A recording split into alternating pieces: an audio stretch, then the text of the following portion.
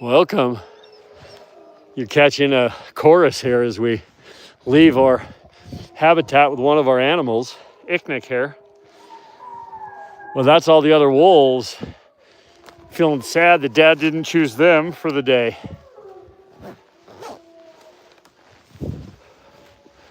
This is Ignick here. He's one of the ambassador wolves at the Tahoe Wolf Center. And he and I are just heading out here for a little patrol in the snow. And we're checking out, there's a few homes that aren't all that far from our habitat, where there's a piece of conservancy land, and then you can see our fence over there for our habitats. We got big snow up here. They're all singing their song here. If you listen, you'll be able to hear them all singing back at me. Here's Ignick. So welcome everybody. I'm Oliver the Wolf Guy. Hey, we are out here and we're finally getting some snow. It's unfortunate how late in the year it is. Usually we have feet of snow on the ground, but we got a good storm here. And you got some of my animals here singing a little bit as we take off here. This is Ambassador Wolf Ignick. He's my full-grown male. He's going to be 6 years old in about a month. About 150 pounds, this animal. And he's leading me where he feels like going at the moment. He's checking out these houses here, which abut the conservancy land near where we are. And I'm Oliver the Wolf Guy. I'm the founder and executive director of the Tahoe Wolf Center. We are a 501c3 that teaches people about the incredible value of wolves and other carnivores on the landscape for maintaining healthy, verdant landscapes. And while I'm out on these enrichment activities with my animals, I try to live stream for you guys so I can answer questions and teach you a bit about wolf ecology and leadership. Because in addition to my work with wolves, I also teach leadership principles based on natural wolf behavior, which is a far cry from the whole alpha wolf idea that you've probably heard, which is just wrong. The whole idea of alpha wolves and leading through aggression and domination and competition is wrong. Ignick here is a perfect example of what an actual alpha wolf is and looks like and acts like. And what I'll tell you is he's one of the most confident, gentlest, calmest. I can put 10-day-old puppies with this guy here, and he'll protect them with his life. And he got good snow today. And that's what real wolf leadership looks like, is that you protect the family, or in the case of humans, your organization or your team, and you're an empathetic, service-driven leader, which is how wolves are. They know that their success depends on the success of their pack. There's none of this killing each other to get to the top of the hierarchy. That doesn't exist at all. Wolf packs are family groups. The alphas are mom and dad, the breeding pair. If there's any alpha, it's actually the female. The breeding female is the most important animal in a wolf family group. Whew. Ignick is setting this is a little tricky here. Oh, sorry for it being bouncy. He's on a mission. All I'm trying to do is keep up. There's a little over a foot of fresh snow, which is a lot more than they were expecting. I gotta be a little careful because I don't know what's under all this snow. Ignick, take it easy. He's on some fresh tracks here. Watch, where's he going? Let's see, I'll try to read some of this stuff here. Hold on. Where was I? 9/11. 9/11, I was surfing in the morning, and then I came home and got arrested because I ended up on the no-fly zone for 3 years, because the day before I changed my flight off of one of the 9/11 flights to go home early, and that was suspicious because I was one of only 3 people that at the last minute got off the flight. And my life was very difficult for many years after that. So that's where I was. And so I am near Lake Tahoe up in the Sierras. And it does look like Alaska today, but it hasn't looked like Alaska much this winter. I wish it would, because I love the snow. It's one of the reasons I live here. Where are we going, Ignick? Whew. That's exactly right. Hey, Yami, how's it going? I can see I got some of my regulars here. Oh, all right, this is tricky. Ignick, take it easy. This is going to drag me straight across a road. Look at the footprints. Aren't those amazing? His feet are like saucers.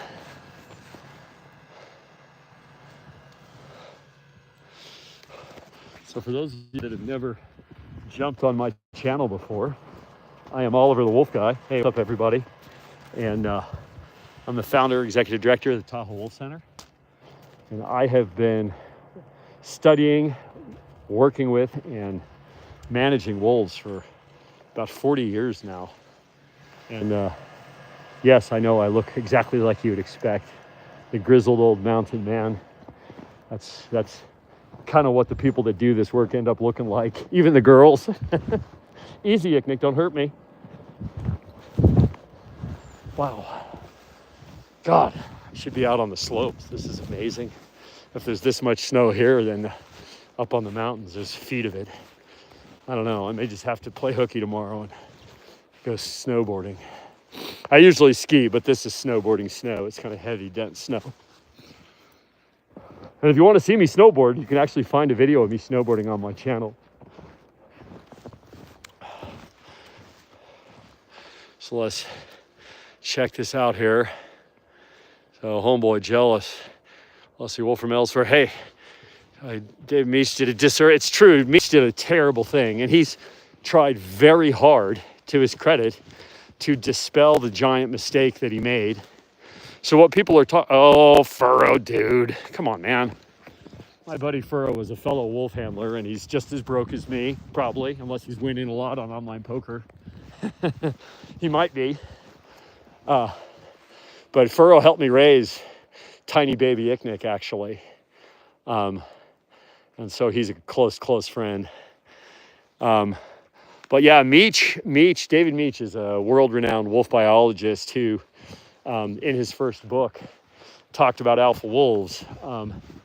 And the problem was that they based what they were talking about, thinking about, writing about at the time on, sorry, he's focused on something, and that means I have to be focused on something. There's a person, which is fine. Ignick is a little bit timid around unfamiliar people.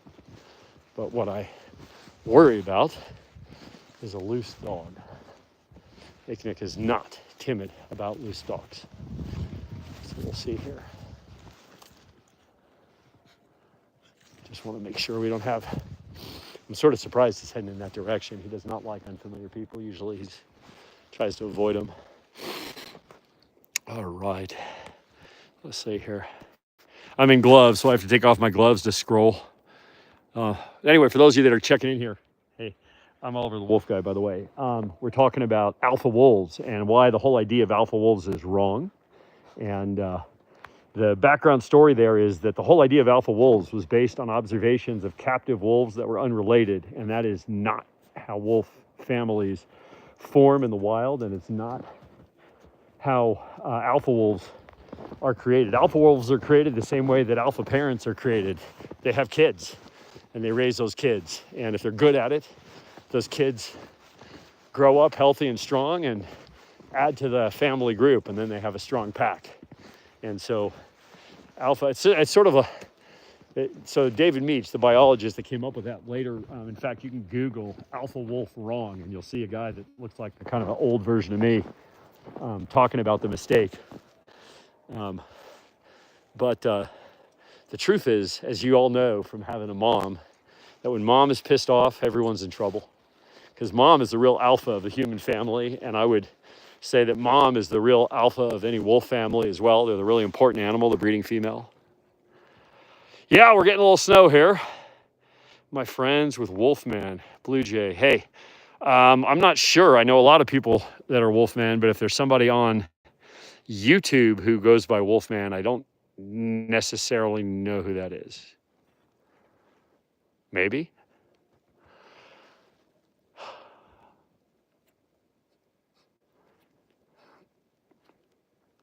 Okay, so for those of you just kind of observing here, let me give you a little background. This is Ambassador Wolf Ignick. Ignick is going to be 6 in May. So he's a full-grown male, weighs about 150 pounds. He is actually extremely big. And the funny part is that he was the tiniest pup in his litter. He was if you go by runt, he was runty. But I just knew, I knew. The moment I saw Ignick, I knew he is for me. And Ignick is now, I believe, Furrow could correct me if I'm wrong, but I think Ignick turned out to be the biggest animal of the pups. And Ignick is extraordinarily large. He's the biggest animal I've had in the 40 years I've been doing this. And luckily for me, he's also the nicest, because not every one of these guys is nice to their handlers. They can be very challenging. They are not good pets. I will tell you that firsthand. They are they're a job, not a pet. I like to say that dogs have owners and wolves have staff. I'm his chief of staff for sure. But I'm lucky that he's really got a nice disposition, because they can be very difficult, and he just happens to not be.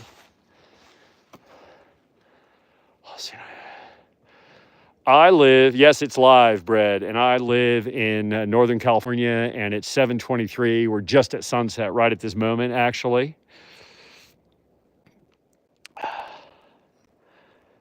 Awesome. Yeah, I thought he turned out the biggest. I know Atreus is really big too, but Ignick is just a chunker, and he's not fat at all. Like if you saw him wet, he's just bony. He's just big boy. Although I have to say, I think Noonie, we rescued a pup this year from the illegal wildlife trade, and last year, Noonie is 130 pounds at 11 months old, which is just off the charts ridiculous. And I think he's going to be bigger than Ignick eventually. He's a little taller already. But Ignick's still going to keep him in his place for at least a few years.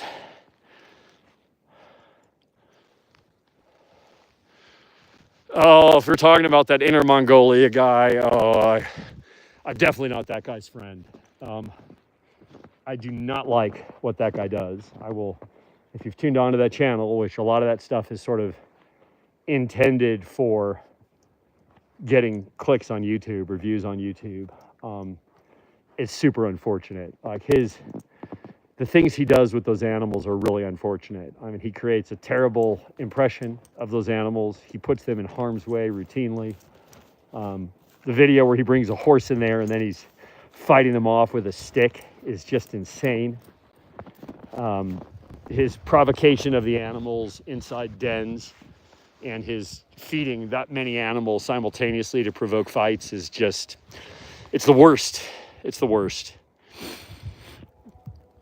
What kind of camo jacket is that? I'm wearing today. So I usually wear Kuyu is my main, but I'm wearing a Killick jacket today, which I'm not a super fan of Killick stuff because it tends to fall apart. But this, I will be fair, this jacket has been great. Really waterproof, insulated enough for me. Underneath it, I'm wearing a merino wool and a poly shawl raven hoodie. Down low here, I'm wearing the Kuyu Talus hybrid pant. Every pant I wear, I try to have knee pads because I destroy myself doing stuff with animals all day. I live in this stuff, by the way. This is my uniform. And then underneath the Talus, I got a David Archie poly and merino long johns. And on my feet, I'm wearing, and by the way, none of these guys sponsor me. It's just the shit I buy, in case you're wondering. So I'm not plugging for anybody. I'm just answering the question. On my feet, I've got Zamberlan hunting boots. I really like Zamberlan boots. They fit, they last. I mean, before I started using these, I would go through like 2 pairs of boots a year. These are resolable, so I'm hoping I can keep them alive a little longer. What else?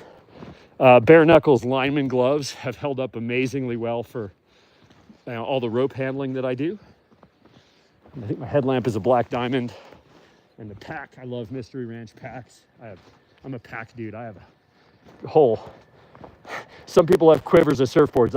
I have a quiver of surfboards too, actually, but I also have a quiver of backpacks, and I have Kuyu and what's up, and Mystery Ranch, but my preferred are Mystery Ranch most of the time, for my daily drivers at least. Today I'm wearing a Mystery Ranch Thor Jammer 3, which is sort of my uniform.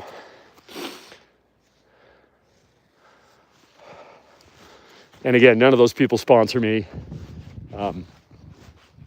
If for those that are curious about any of my commercial relationships, so I have 2 commercial relationships, but only because I love the products and I worked with the company to improve the products because I love them so much. The first one is Fi collars. I love Fi trackers. They let me sleep at night.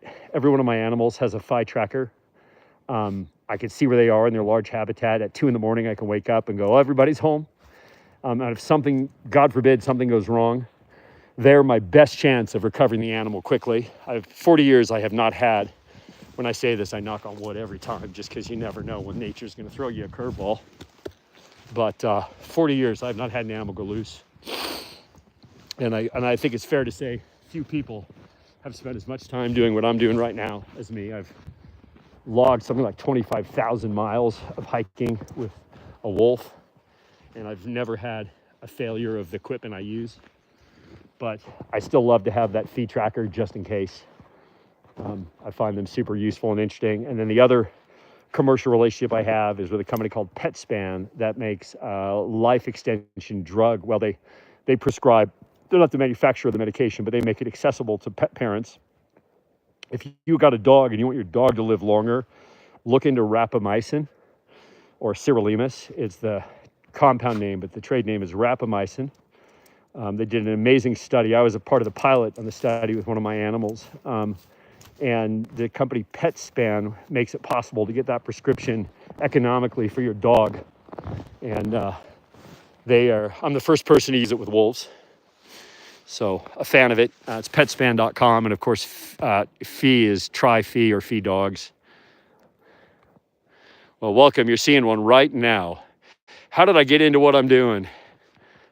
Ignick is really chill with vehicles. Ignick actually loves the car, which is really unusual. Like, he rides like a dog. He's of my animals, he and Sonny, and Noonie was good. Then Noonie kind of started to get sketched out. I don't know. We'll have to see. But Ignick loves the car. He'll get in the car and he'll ride along with you like a dog. I could take him on a road trip easy. How do I get into what I'm doing?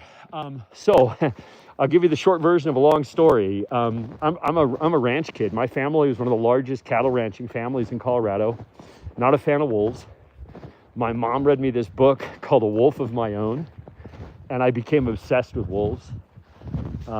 Ultimately, I ended up studying wolf biology at the University of Colorado until I pissed too many people off for being too extreme and got thrown out of my program.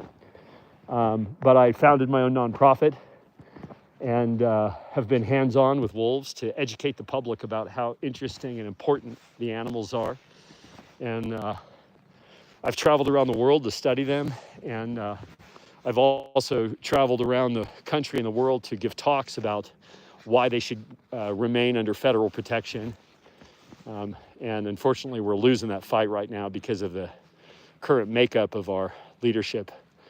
And unfortunately, it's going to be very bad for wolves who don't deserve any of the horrors being visited on them. And by the way, if somebody tells you that they're killing all the deer or killing all the elk or killing all the cattle, that is not true. I mean, I will tell you firsthand, as a rancher's grandson, wolves kill less than 0.1% of all livestock out there, and they're in comparison to the other causes of death of livestock, domestic dogs kill more livestock than wolves do.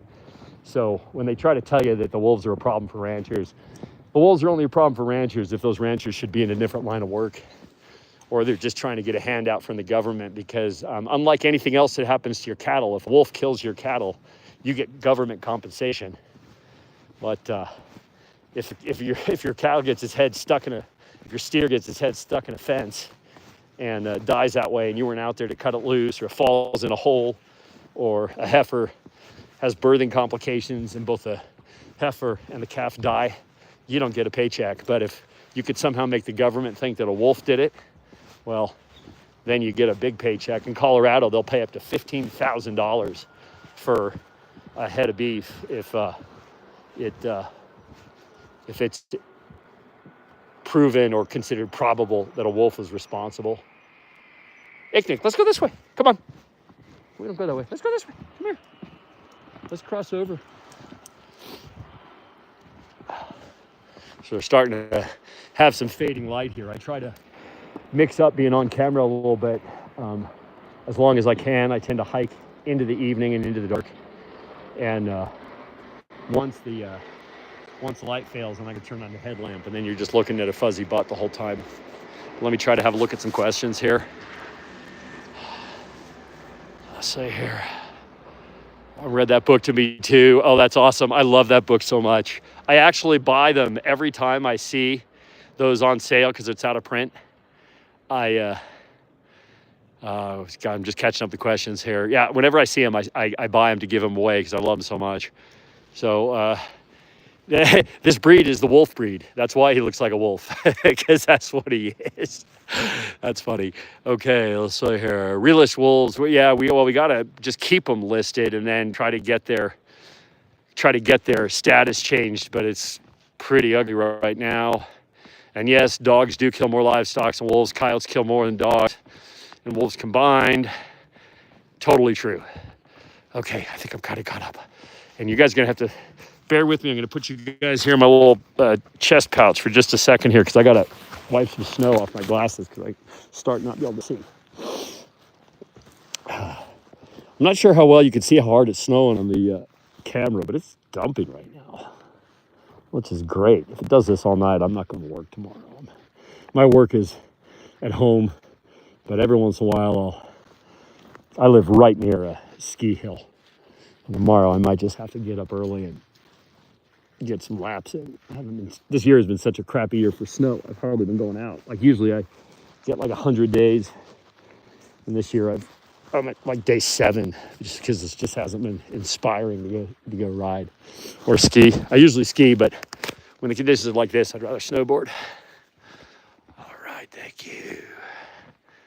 Yeah, I don't know what hours you keep, but it's good to see you, buddy. One of these days, you got to decide you're going to hop on a plane and come see me. Meet the girls. You haven't met Sunny and Mooney, or Noonie. Noonie is crazy.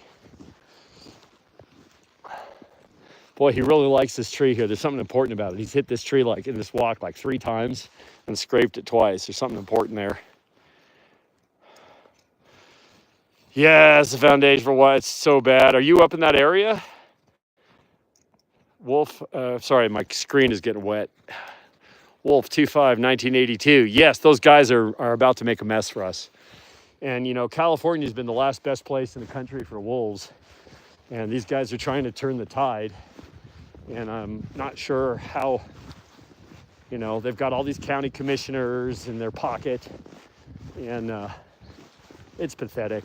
It really is pathetic that these guys, my grandfather, they were no fan of wolves, but they also would tell you that these guys that call themselves ranchers or cowboys today, especially in California, I go to these federal hearings and they're they try to impugn my experience. And I'm like, really, how many head of cattle do you have? They're like 400. I look at them and I'm like, 400? Oh, okay. So you're a hobby rancher. And they get all pissed off. And I'm like, what do you mean? I'm like, well, to put it in perspective, we had 54,000. So, yeah, to me, that's a hobby rancher. We were in operation. Those guys are, playing cowboy.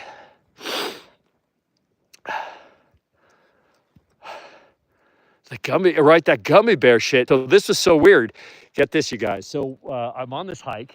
Nobody got sick from it, but I'm on this hike, and randomly out in the woods, somebody was putting gummy bears on top of rocks, and it just made me think, shit, I'm out in the woods every single day doing this shit, and I've never seen, I've seen spilled food. This was not that. This was intentional placement of gummy bears, which I just made me worry that somebody was putting something that was like, xylitol is very toxic to canids, and maybe they were trying to poison coyotes or something like that. Luckily, the amount, it wasn't enough to do any wildlife any harm, but it was just really peculiar. I don't like peculiar when I'm out in the woods. I like this, right? Everything's natural. Nothing stands out as weird, right?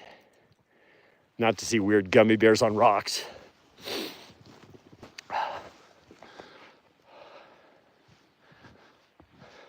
Yeah, it was super weird, Nicole. Like, I was like, what's going on with this? When I was out with Nunariak, and Noonie was like, ooh, snacks. And I'm like, no, you're not.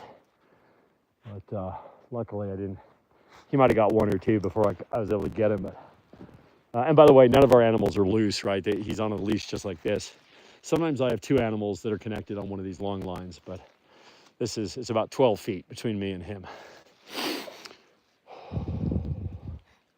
Hey, so for people that are jumping on here who've never seen me before, I'll do a quick intro. I'm Oliver the Wolf Guy. I'm the founder and executive director of the Tahoe Wolf Center. We are a nonprofit that educates about wolves, obviously. And today I'm out here on a patrol with one of my ambassador animals. This is Ignick. His name means meteor or fireball in Inuktitut. He's a fully grown male. He's about 150 pounds, which makes him extremely large. Like that is as big as these guys ever get.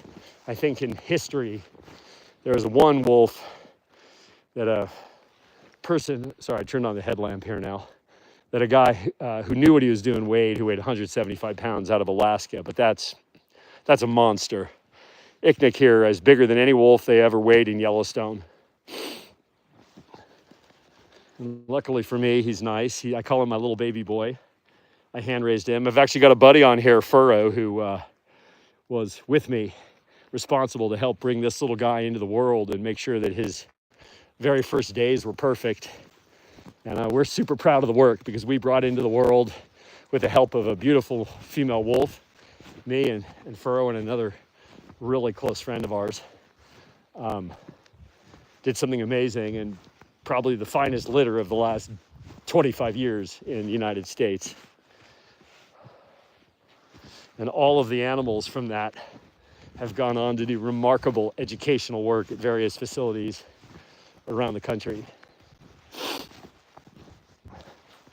But Ignick came home with me.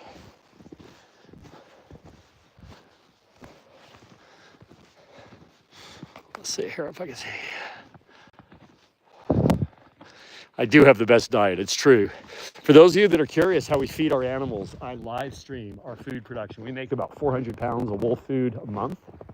And I tend to live stream the process because for anybody who wants to learn about raw feeding your dog, I'm very involved in that world. And incidentally, if you are interested, I do occasionally do like private consultations to develop a raw diet for your canines because it's sort of specific to the kind of dog and the ratios you should use.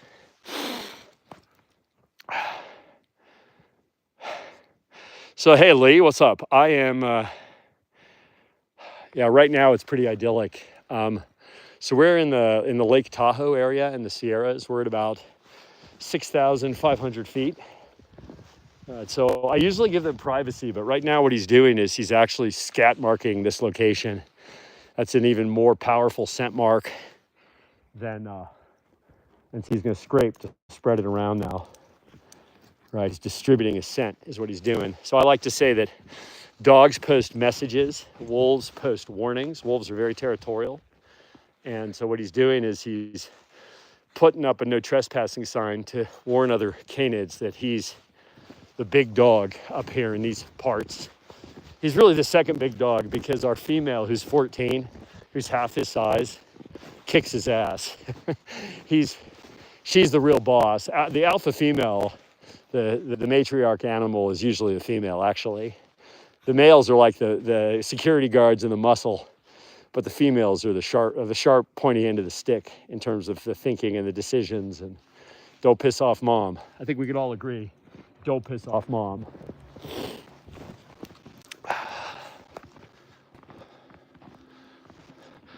Yeah, well, we're on the same page there, CCP. And I'm going to see, I got some messages that are held here. Let me have a quick look here. Yes. No, that's for sure. Females usually are. I tell people all the time that, so in addition to my work with wolves, I also am on the board and a volunteer for an organization called the Bear League. We have a lot of black bears up here. Where are you going? He's U-turning on me here. And because there's so many bears, they end up going under houses. Like there's a lot of vacation houses. And so the bears decide, oh, this looks like a good place to spend the winter. And they go under the house. And then people come home and there's a bear under their house. And they call the Bear League. And the Bear League calls me and asks me if I can go get a bear out from under a house. And so I crawl under the house. Sometimes, not always. Sometimes I can get the bear to get out of there without crawling under the house. We have some tricks. But air horns are one way that we sometimes can get a bear out from under a house. Now you see why I wear the clothes I wear. Look where he's navigating me here through. These are actually rose thorns. But anyway, so I crawl under houses, get bears out. So I tell people that I live with wolves. I crawl under houses to get rid of bears. And the only thing I'm afraid of is my wife, with good reason. She's way scarier than, I'd say she's about as scary as a grizzly bear when she's pissed off. I don't mess with that shit.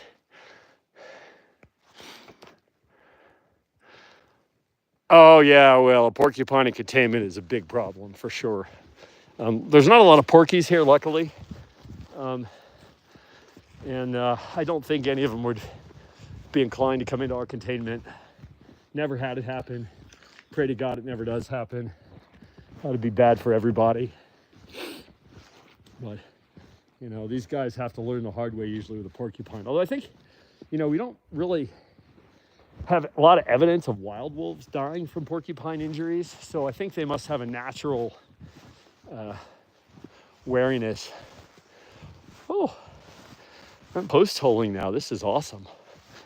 This is the biggest single day snowfall I think we've had this winter, which is ridiculous. The weather is so haywire.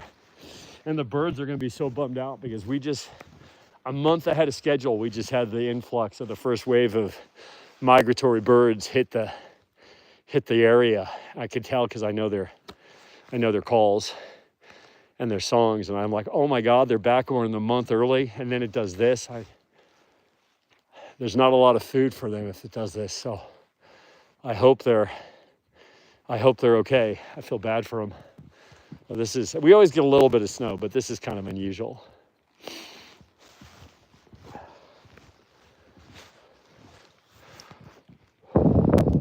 No spring for me.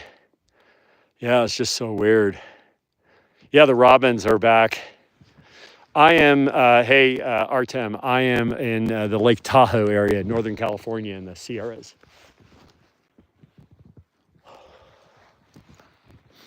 And for those of you, I'll do a short pitch here. For those of you who want to support our work, we're the Tahoe Wolf Center, tahowolfcenter.org online. If you want wolf-inspired merch designed by me and right now featuring Ignick, you can get that at oliverthewolfguy.com. And your other options are to become a member of the channel here, or all those other things. One final thing is I'm the author of the Wolf Lover's Guide to Raising Dogs. What is he digging? What's down there, buddy? I'm never super stoked when they start digging a hole like this in the woods because you never know what they're going to dig up. Are we done? I don't dissuade them usually unless I get really concerned. But there's definitely something down there that has attention. Maybe there's truffles. Sometimes they're curious about the smell of mushrooms. Looks like he's over it. Yeah, my book is The Wolf Lover's Guide to Raising Dogs, by the way. And all right, I'm just catching up here. I'll be 76 tomorrow. Yeah, too much interest always makes me nervous, right? It's something to be worried about usually, especially out in somewhere like this.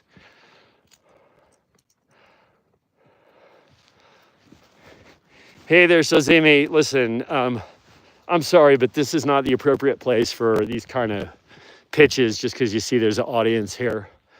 So I'd appreciate it. I'm not going to kick you off here, but please refrain from doing that, okay? I'm nicely trying to ask you there because you've done this a few times, okay? Thank you. Bears. The bears are just waking up. I've seen some fresh sign, and they'll just go busting into people's garbage because that's what they do, unfortunately. Our municipality made the bad decision to go to these bear-proof trash containers this last year, and they were bear-proof for about 10 minutes till the bears figured out how to open them. It's like what we say up here is that the delta between the dumbest tourists or locals and the smartest bears overlaps. And that means that there are people that can't figure out how to use bear-proof bins, and there are bears that can. God, I'm so excited about this snow. It's just amazing.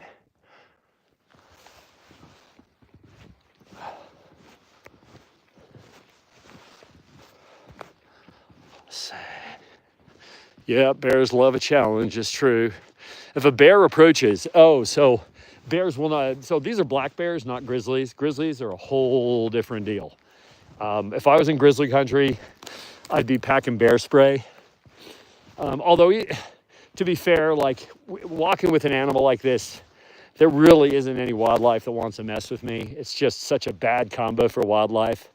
You know, an upright man in camo usually means death. And these animals are pretty smart to that. And an upright man in camo walking in Ignick is like the least. I mean, you know, predators are smart. They know that if they get injured, they die. And so they are very selective in their conflicts. And so I don't worry about mountain lions. I don't worry about black bears. I'd be mindful of grizzly bears, but I think it'd be very unlikely I'd have a problem. But I would be prepared. You just be smart in grizzly country. You pack bear spray. It's way more effective than a firearm, honestly. Because a firearm, you got to be really precise, and bear spray, you don't. But the number one thing is awareness. Like, I'll never, and I don't know how well you can see me when I got this headlamp on. I try to be a profile shot here, so it's not too bad. But, you know, mindfulness is the key in the wilderness, right? It's people that are not, and even what I'm doing right now is a little bit, you know, if I was in a very unfamiliar place or dangerous circumstances, I would not be narrating a live stream. I'd be in the moment with my animal. But I'm working hard to take these opportunities to reach more people right now because of the perilous situation for wolves. And I'm hoping that, you know, one of the things people do is they discover they really like these animals and care about them. And if they have the opportunity, they'll advocate to their Senate and Congress reps that they want to see wolves recover and that they don't want to see wolves killed. Right now, I mean, to give you an idea of how bad it is, yesterday, Montana approved a bill which effectively allows killing wolf pups in their dens. And there are organizations that are actually paying bounties on wolf puppies, which is just, I mean, what can you even say about that? Like, what can you even say about a person that would kill a wolf puppy in their den and then go get a check for it? Like what kind of a, I mean, the only thing I hope is that when those guys make it to the next world, they discover that God was a wolf lover and that their afterlife is going to be a lot worse than maybe they'd hoped. I don't even know what else to say. Like those people are soulless to me. How can you even do that? And they're the same ones that'll go home and, you know, feed their dog a big old steak, right? Like not realizing or not caring that these animals are 99.97% the same. But yeah, that's why one of the reasons I do this is so people get a little inspired and a little curious and they decide to care. No, I am not. Hey, Joseph, I am not in Alaska. I am actually in Northern California in the Sierras. And we're just getting a little What do you got? Oh, he's been doing big sniffing today. Let's get close here. What's down there? There's a lot of wildlife moving under the snow. I'm not sure if the mic picks it up, but you can hear his big sniffs. He's going, taking big sniffs of whatever's down there.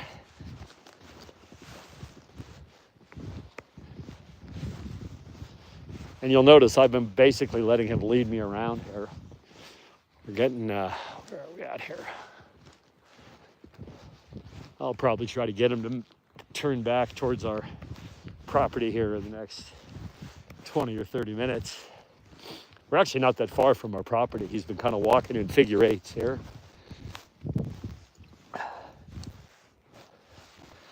He's just exploring the tracks that are out here. This looks like a coyote track that he's on right now. And if you're wondering how I know, it's because wild canid single track. And so you'll see that this is a single line of tracks. They're in a very straight line. This coyote was actually loping. I can sort of see the gait. Whereas over here is dog. You can see there's twice as many tracks. And the reason for that is because wild canids, their rear foot falls in their forefoot track. Whereas domestic dogs walk, you see all 4 feet instead of just 2.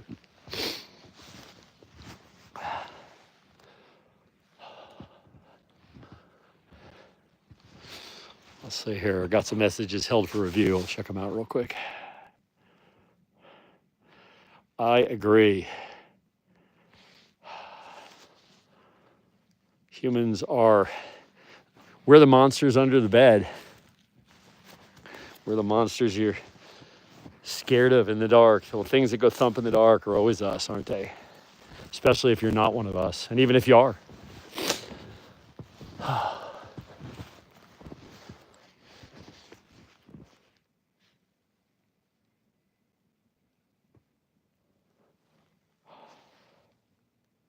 It's quiet here. I can hear people in the distance, but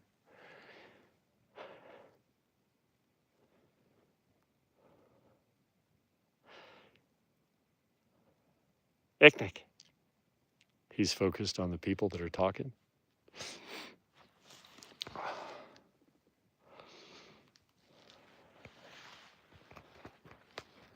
Let's see if I can turn him back the other way a little bit here.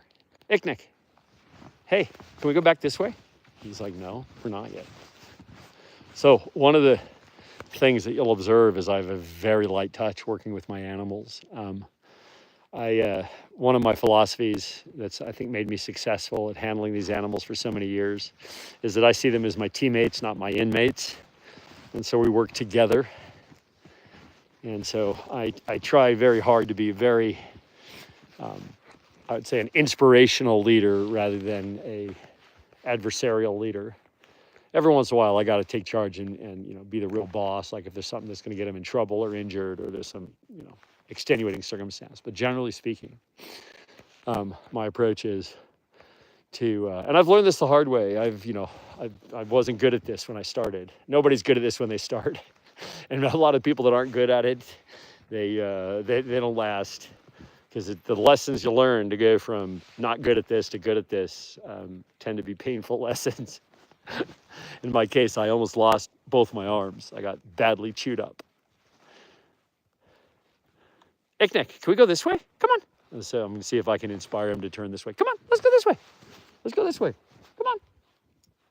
No? All right. He says no. We're still going this way. So we're going to see where this one goes. Something's got his attention. Hey, welcome. I see a bunch of people are jumping on here.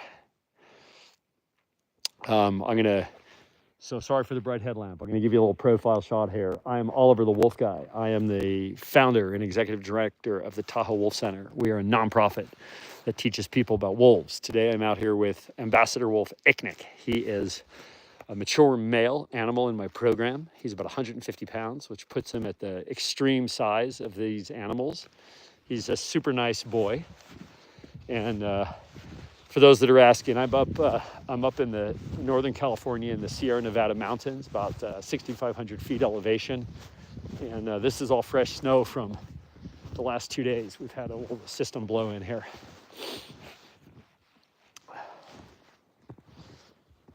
Ignick is one of 5 animals in my program. And you can see the others and more about us on my channel. Also on TikTok by the same username.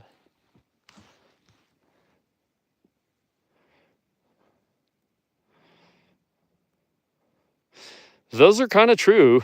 I like to say that it's kind of like having a bunch of 7-year-olds that have handguns. And you got to be mindful that they never put them down and that they can go off if you don't know what you're doing.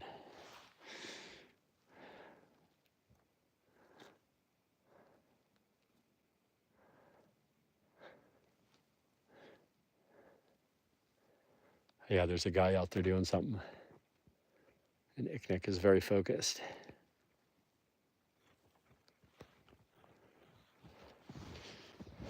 So one of the reasons that I so over-prepare when I go out the door with one of these animals is I'm always mindful that something could go wrong and that I'm not going to have time to go solve that problem by getting a piece of gear.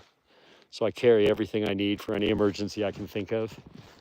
And that's why I could be, if he's difficult and does not want to turn around or go back, I could be out here for 6 or 7 hours in this weather, and I don't want to be frostbitten or hypothermic or something like that. So I'm always ahead of the game there with my equipment, my attire. Now, I would be a little bit more insistent on turning around in this weather. I don't really want to be out here for 7 hours. Not to mention my wife would be super pissed off. I'm always in trouble. I like to say that I'm always in the doghouse, but the company is exceptional.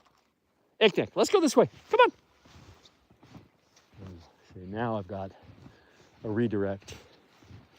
And hopefully the redirect will work. We can find a new set of tracks that's got him interested going this direction.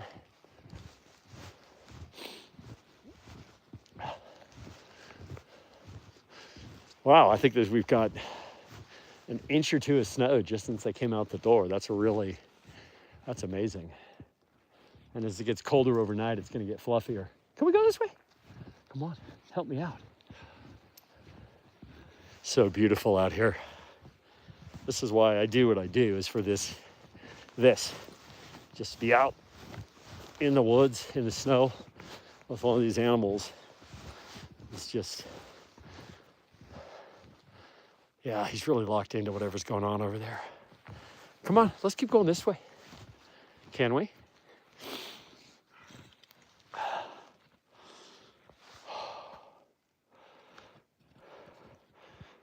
Yes, that's great information for the people that are tuned into this. You are exactly right. They have 42 teeth.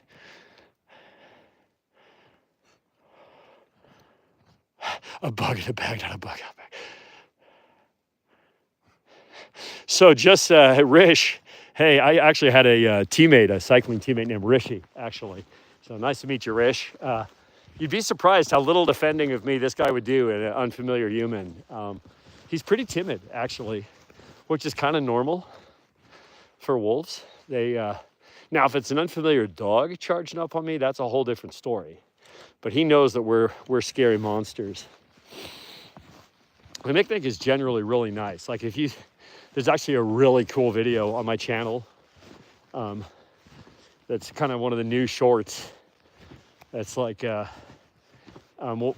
to make friends with a wolf or something like that, where Ignick is greeting one of my buddies. And you just see how gentle and amazing he is. And this is with a friend of his. Like he's still, hey, let's really, okay. Where are you pulling me? Can we not go that way, please? I'm hoping he doesn't want to go that way. All right.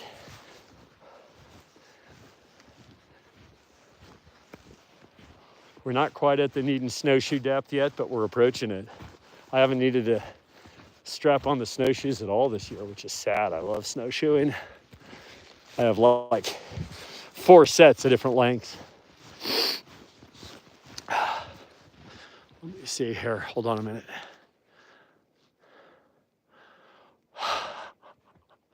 So, Phineas, yes, they come in the house, and yes, they take whatever they can. They are, so, well, let me some of the animals, like a Kutak, my old lady, she'll come in the house and she's a pain in the ass for a little bit. And she'll usually mark on something, which is just part of the deal. We're used to that. We're good at cleaning up. And then she'll steal something and defend it for a minute, but usually she'll bed down. Now, she's an old lady, but she's been doing that most of her life. Ignick sometimes will just come in and bed down, which is awesome. The others, if you give them something to do straight off, like you give them a bully stick, I actually call bully sticks peeper bones, but if you give them a bully stick, they'll settle for a while and hang out. But the minute it's done, they're straight onto the counter or straight into stealing something. There's some videos of that stuff on my channel too, and you'll see. It's just, to them, coming in the house is like romper room. It's such a target-rich environment. They're just about taking every single thing. And they just have no manners. They're not good at taking no for an answer in those circumstances. Yeah, all's been coming down. Actually, the headlamp doesn't reveal sort of the extent of it, but it's about 25 degrees right now. I'm actually kind of sweating just because Ignick has been making me work here. When you're walking through this kind of mid-shin kind of depth, off-piste. And now you can see we're paralleling this. There's this community that fenced off a whole bunch of forest here. So we're just paralleling the fence line, but it's the direction I want to go, so I'm not complaining.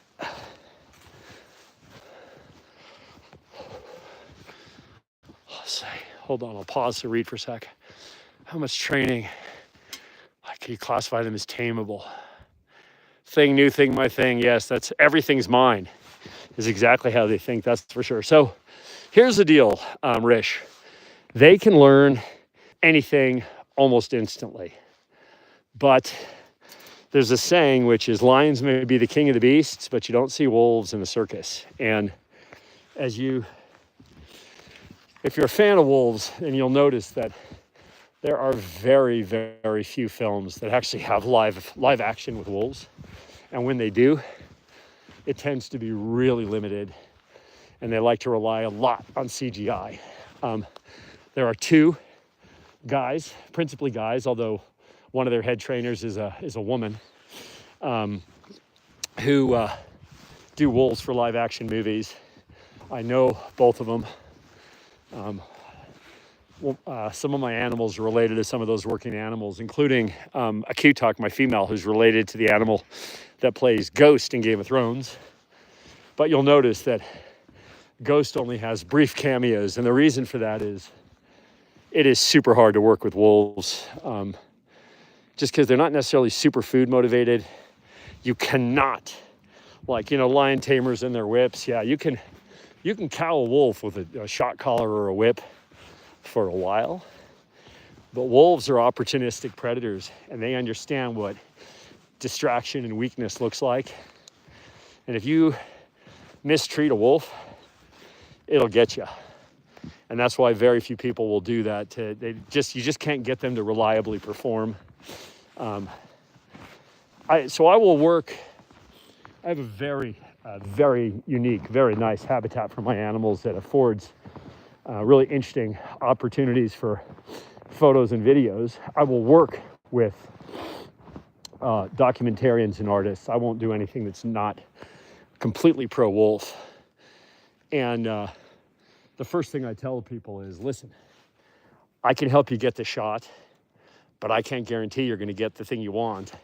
And if you come with that expectation, you're going to be disappointed, because these are their own beings with their own intrinsic value of what they want to do.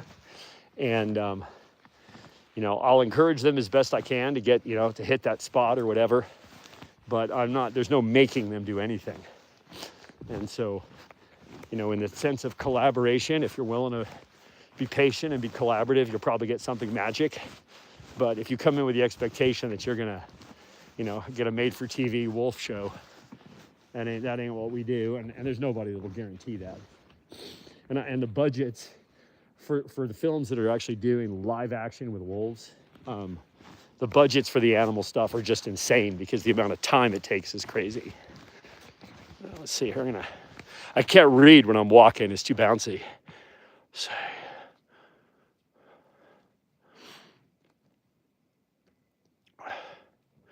So yes, they are super adaptable. They're super smart. They are a little bit cat-like in the sense that, first of all, their agility and balance is definitely cat-like. And their aloofness to us, they care about what I think because I'm their family. But they don't, there's a lot of research that says that, dogs understand when a human points at something and wolves do not. The problem with that is that dogs generalize all humans to be sort of family, and wolves are so specifically driven by their family, their actual pack, that if you're not part of that from the time that they were tiny puppies, they'll never see you that way. And therefore, they don't trust you to care what you're looking at or pointing at. My animals definitely respond to my pointing. Really? Are we going to do this? He wants to go back up this ridge. I don't really want to go back up this ridge.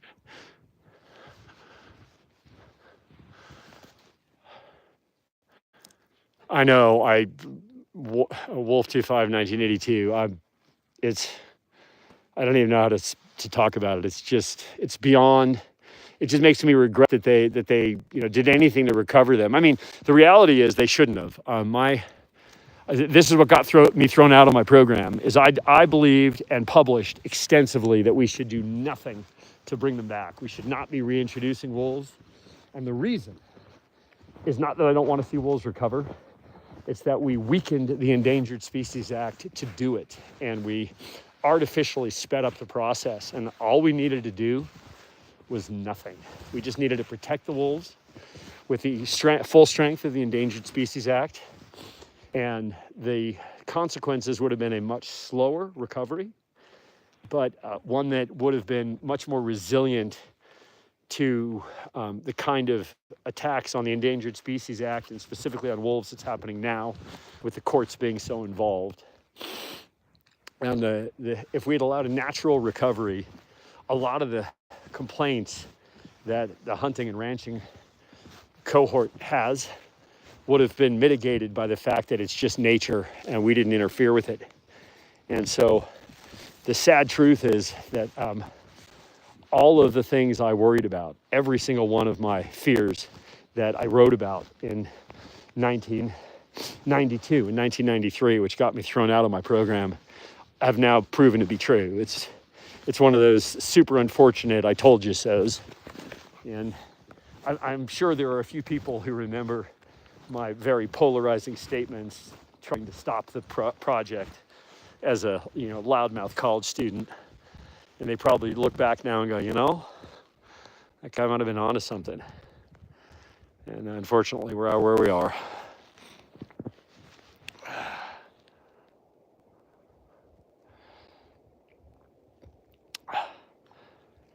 Yeah, Colorado was a mess. I agree. And they're botching it big time. They're just botching it. I mean, I am so disappointed in the way that that project has been handled. They had such potential to do an amazing thing. But I mean, frankly, what they should have done is they should have fought what's going on in Wyoming and spent no dollars on bringing wolves back to Colorado. And just all they needed to do is stop the slaughter in Wyoming, and Colorado wolves would have come on their own. But, that isn't the way this world works, unfortunately.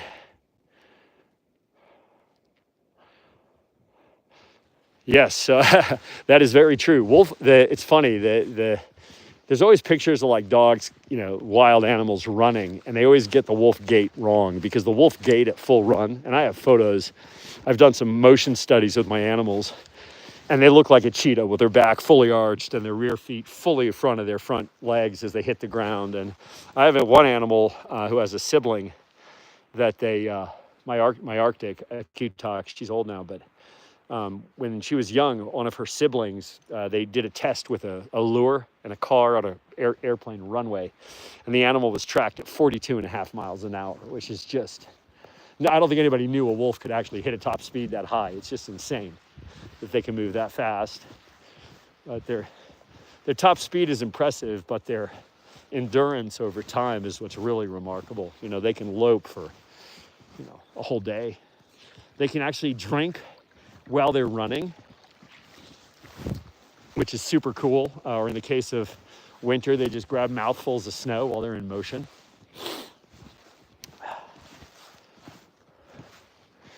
I think wolves and humans are the only two that can do that.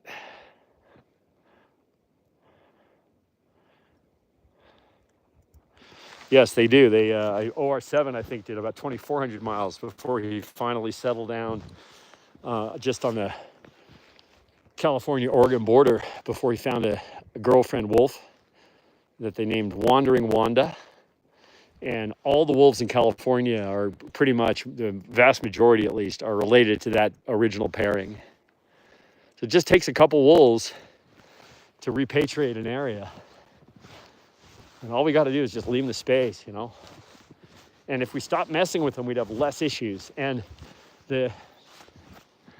for me, kind of the most ironic thing of all, and by the way, folks, I see there's so many people tuned in now. Thank you, guys.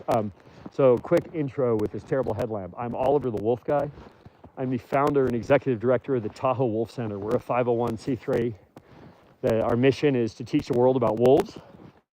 And today I'm out here with one of my ambassador animals. This is Ignick. Name means meteor or fireball in Inuktitut. He is a 150-pound, fully grown male, one of 5 animals in our program. And we're talking about wolf recovery right now.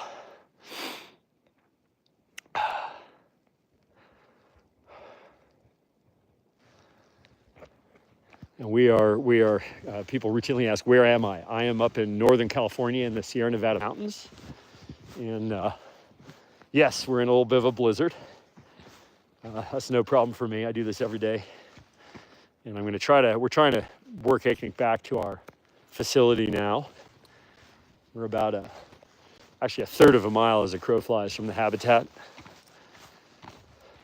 But it may take me a minute to get back there because Ignick likes to meander.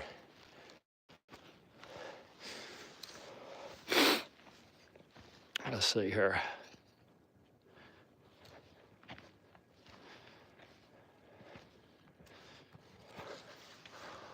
So forgive if I miss a few comments here. I'm in motion and my glasses are kind of wet at this point. So it's a little of a struggle for me to read the comments.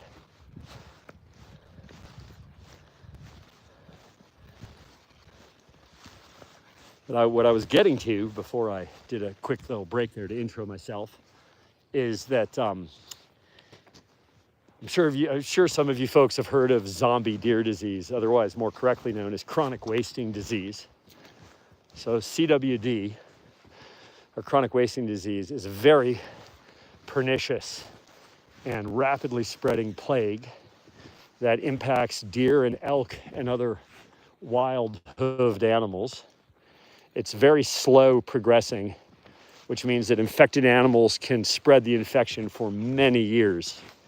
And the problem is that the infection is not viral or bacterial. It's called a prion, which is a misfolded protein. We don't understand it very well. There's a human variant called Creutzfeldt-Jakob that takes about 20 years to be symptomatic in humans. It's always fatal, always. No, it's a Dr. House rare kind of disease. But recently there's evidence that humans can get this disease from eating meat of deer that are infected with CWD, which is terrible because it means there's probably thousands of people who are dead. They just don't know it yet. The thing about this disease is that wolves are immune to it, and they can see weakened, infected animals many years before those animals are showing symptoms. And as a result, they have the capability to reduce the spread of that disease quite dramatically. And the irony here is that all these ranchers and hunters that want to get rid of wolves again are cutting their own throats because, number one, without wolves, that disease will spread unchecked through wild game populations. It doesn't just infect the weak ones, it weakens the infected ones, regardless of how resilient they were. Oh, I'll try to get Ignick to go a certain way here. He's poking his head there because there's raccoons down there. Ignick, let's go this way. Come on. Let's go see our people. And so the issue is that what's going to happen, number one, is that once that infectedness spreads enough, then wild game hunting will be done. There'll be no reason to shoot an elk to fill your freezer, because if you do, your freezer will be filled with poison. And what's worse in the larger scheme is the fact that it's going to make the jump. I have epidemiologist friends, well, I call myself an uncredentialed biologist. Very few people, I think, would argue that I'm a biologist. I just don't have the university paper, but I've devoted more of my life than most. But anyway, many of my credentialed friends in the epidemiological world agree that it's only a matter of time before this disease jumps to livestock. And the minute that happens, then the entire beef industry is in an existential crisis in the United States. And there's probably no coming back from it because there's no cure for this disease. Just a few years ago, you might remember, it was about 10, 12 years ago, we had a similar kind of a disease called bovine spongiform encephalopathy, or BSE. And BSE is another brain infection. We killed millions of cattle to stop this from spreading. And in fact, our beef was banned in Japan, New Zealand, Brazil, Australia, I think the United Kingdom, to make sure that we didn't have any infected meat get across a border. It was catastrophic in the short term for the livestock industry, but that's one we can manage. You can kill your way out of it, but you cannot kill your way out of a prion disease. The infected animals poop. Really, Ignick, do you have to take me over here? The infected animals poop. The poop infects the soil. The prions grew up through the grass. That's part of the cycle. It's insane. Animals eat the infected grass. They become infected. And for the next 10 years, they spread the infection before it kills them. It's kind of a perfect plague. And the only thing we know that slows it down is wolves. And so these hunting and ranching industries are literally killing themselves by killing wolves. It's one of the most remarkable tragedies of modern times. That's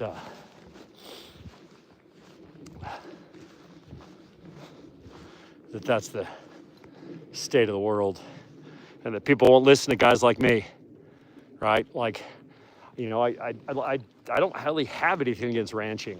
What I have is irresponsible, environmentally harmful ranching.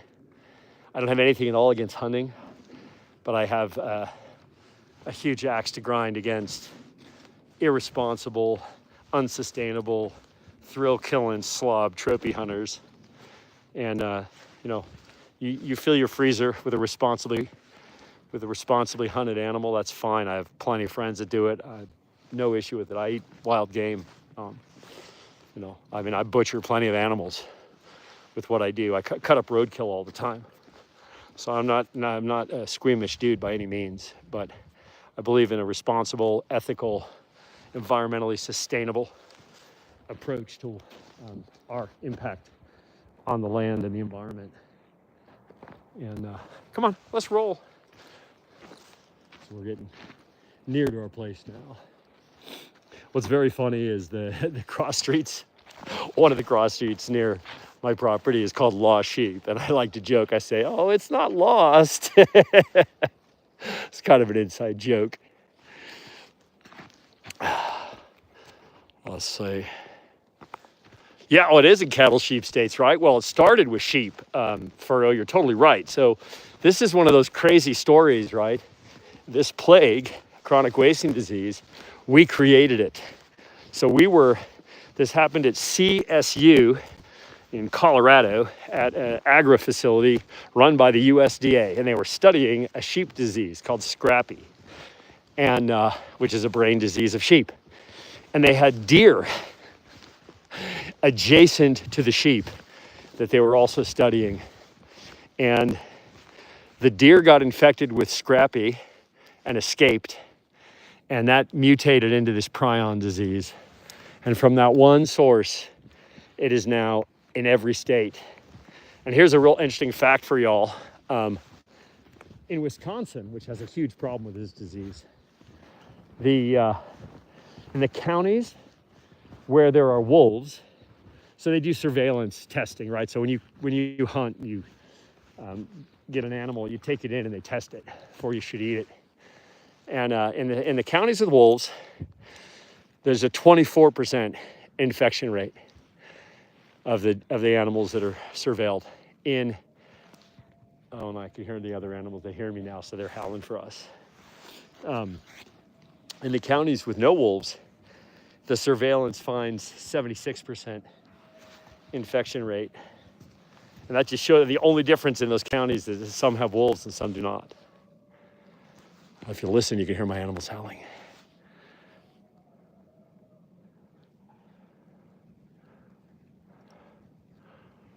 Well, that's lucky for you, buddy. I wish I was on. There's just not enough of it here. I'm on a list too, and everybody gives me a buzz whenever something gets struck.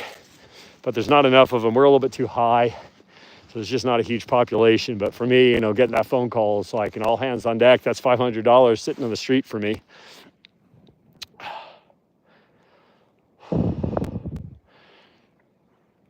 Yeah, gosh, I love that there's so many people watching this who know about wolves. You're totally right, Wolf 25, 1982. That is absolutely true. Wow, I cannot believe how much snow there is. Almost needed my gaiters. I do wear a high boot, but I can feel it.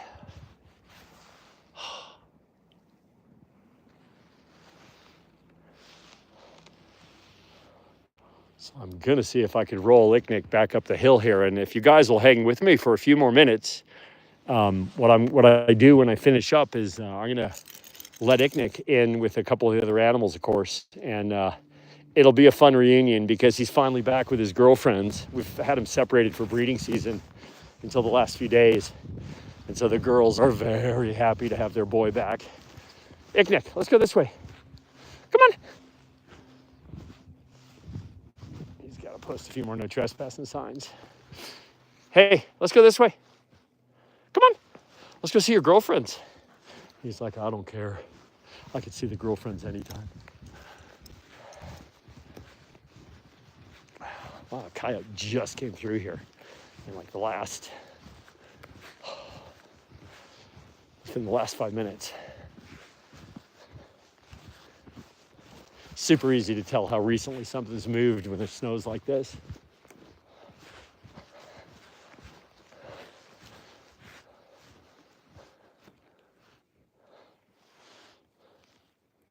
Ignick, we're gonna go this way. Come on, let's go see your girlfriends.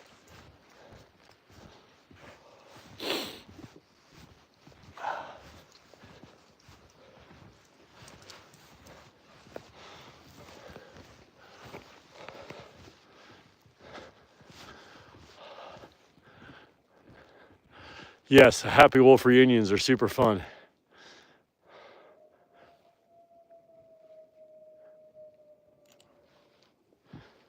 And you can hear them.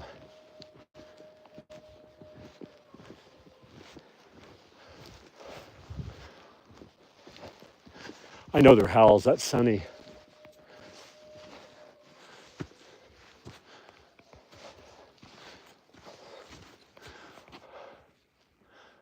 Come on, Ignick.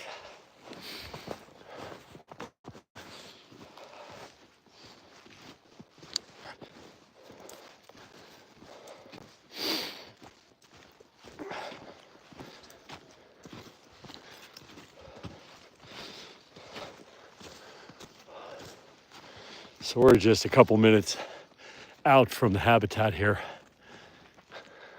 Howsome, for sure. I can see their motion already. They're triggering the camera lights.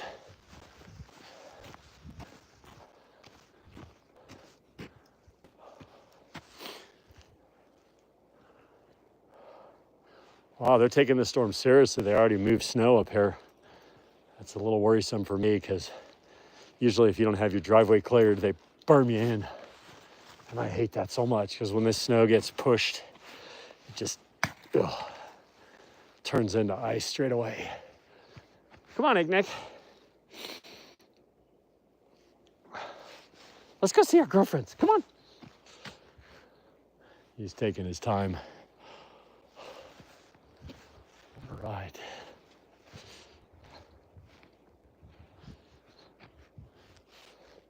Unfamiliar human walked this way. That's why he's taking his time here. He's assessing. Come on.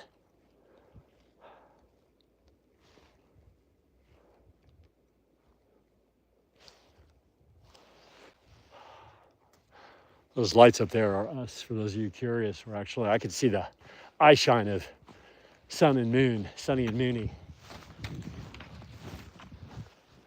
Their actual names are Ignick, which means sun, and Takik, which means moon. What you got, Ignick? Pretty intense assessment here. Cooey. Cooey's howl is much deeper. It's crazy. She's got the biggest, deepest voice. Ignick is sort of, it's funny. He's got a pretty high pitch. That's Sunny. That's Cooey. In the distance is Cooey. You could hear it's way deeper.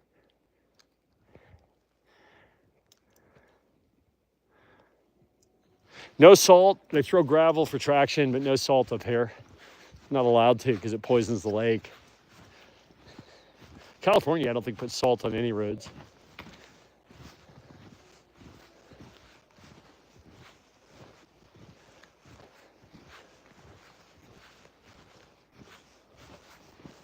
Here we come.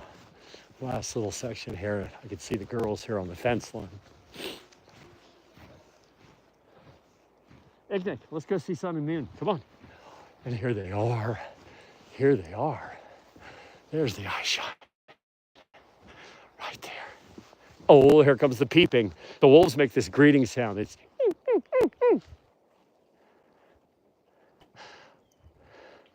oh, I feel bad for the people that jumped off. They're about to miss it. They're about to miss the peeping greeting.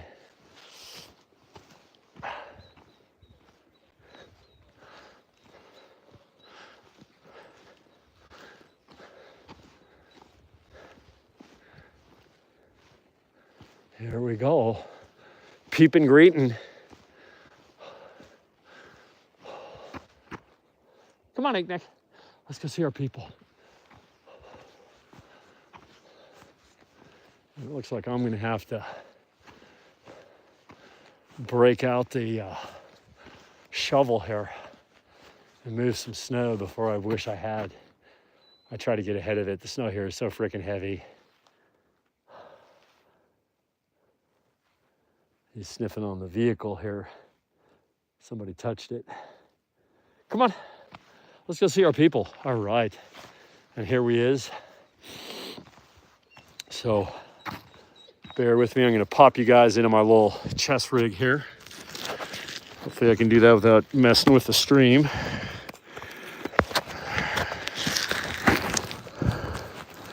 That's working. Oh, hi, ladies. All right, looks like, and here we go. So this is Sunny and Minnie. They're the girls that are in the small habitat right now. Come on, Ignick. Where's Sunny? There's Sunny. Hi, ladies. Come on, Ignick. Ignick's like, I'm not quite ready to wrap it up yet. Hey, come on, let's go. Come here. Ignick, come on. Let's go. Come on, handsome. And I'm going to loose him here, and we'll get a little greeting action. And then I'm going to put on some dry clothes and move a bunch of snow. That was a very nice walk, and thank you folks for hanging with me and sharing the adventure. And here, hi, Sunny. All right, greeting time.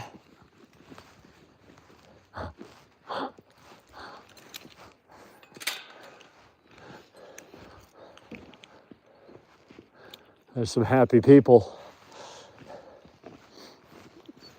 Hi, Sonny. Oh!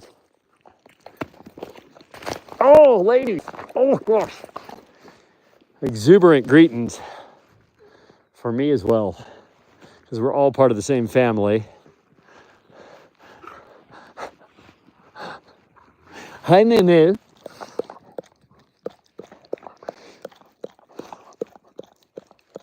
Mooney is really oh gosh, you're gonna break my teeth.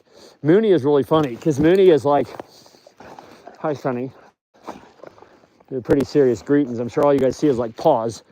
Now all I see is steam. So Mooney is really funny because Mooney is like the sweetest, like most demure, like her sit command is dainty lady. But she's kind of like bipolar because then she'll turn around to the other animals and be like, I'm going to kill you. And she's so serious when she means it. Like we call her Mooney Badger, the angry weasel. Like right now, you see this? My dog is in the house.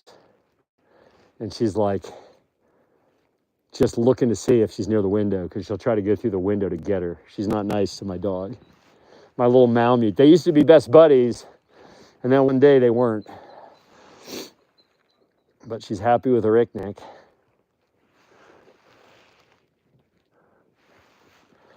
Yeah, I know you. You fooled me. You said I was going to be the cutest, nicest thing, and then you weren't, were you? And then she wasn't. Oh, trying to pull this out here. All right, so that's the full journey here. Oh, and we got our neighbor here. I have a cool neighbor. He's got a dog out right now. Everyone's focused on the dog. They are all going to be straight over here. Oh, and of course, my wife left this open. We go through a lot of moving blankets around here.